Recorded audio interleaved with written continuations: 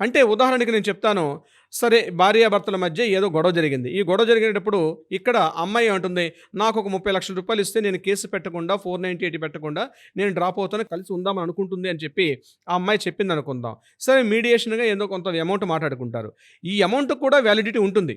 ఒకవేళ ఆ అమౌంట్‌కి మెన్షన్ చేసి అది పేపర్ మీద రాసుకొని అంత అమౌంట్ ఇస్తాను, పలానా డేట్ ఉండాలి. డేట్ ఉండాలి. ఎన్ని రోజుల్లో ఇస్తారు ఒక అగ్రీమెంట్. దాన్ని మ్యూచువల్ కన్సెంట్ అగ్రీమెంట్ అంటారు. ఒక ఎంఓయూ అగ్రీమెంట్ ఉండాలి.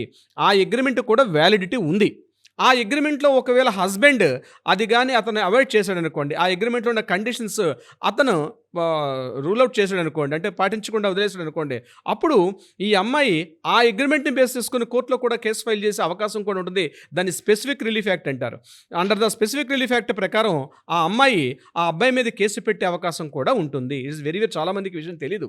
అంటే పెద్దలు రాసుకున్నటువంటి అగ్రీమెంట్ పత్రం మీద గాని, అగ్రీమెంట్ రాసుకున్న తర్వాత ఆ అగ్రీమెంట్‌ని కాస్త రూల్ ఔట్ చేసి అతను పాటించకుండా పోతే, దాని మీద అతను కోర్ట్‌కి వెళ్లి ఆ అమ్మాయి కోర్ట్‌కి వెళ్లి కోర్ట్ మీద ఫైలింగ్ చేసి కూడా దానిని ఆ స్పెసిఫిక్ రిలీఫ్ యాక్ట్ కింద ఎంతైతే అమౌంట్ అనుకుంటున్నారో రిలీఫ్ పొందే అవకాశం కూడా ఉంది. ఓకే. ఇదొక ఎవిడెన్స్‌గా మనకి ఫర్దర్‌గా ఎలాంటి ఇష్యూ వచ్చినా కూడా వర్తిస్తుందంటారు సార్. అవునండి. ఫర్దర్‌గా ఈ యొక్క డాక్యుమెంట్‌కి కూడా వ్యాలిడిటీ ఉంటుంది. ఆ డాక్యుమెంట్‌లో డేట్ ఉండాలి, ఇద్దరు విట్నెస్‌లుండాలి.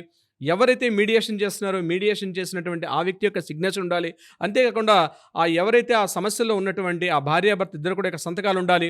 ఈ డాక్యుమెంట్ ఎవిడెన్స్ అన్నీ ప్రూఫ్‌గా, పర్ఫెక్ట్‌గా రాసుకొని వీలైతే ఆ డాక్యుమెంట్ రిజిస్ట్రేషన్ చేసుకోవచ్చు. నోటరీ చేసుకునే అవకాశం కూడా ఉంటుంది. ఓన్లీ జస్ట్ ఒక ₹100 బాండ్ పేపర్ మీద రాసుకోకుండా, ఒక నోటరీ చేసుకున్న, రిజిస్ట్రేషన్ చేసుకున్న ఆ డాక్యుమెంట్‌కి కూడా లీగాలిటీ ఉండే అవకాశం కూడా ఉంటుంది. అంటే చాలామంది అమ్మాయిలు సున్నితంగా ఉంటారు. వాళ్ళు ఏమనుకుంటారంటే, సార్ నేను ఆయనతో కలిసి ఉందాం అనుకుంటున్నాను గానీ, బట్ ఎవరో పెద్ద వ్యక్తి చెప్తే అవుతుంది అని చెప్పి నన్ను చాలా సందర్భాల్లో వచ్చి కలిసి మాట్లాడుతూ ఉంటారు.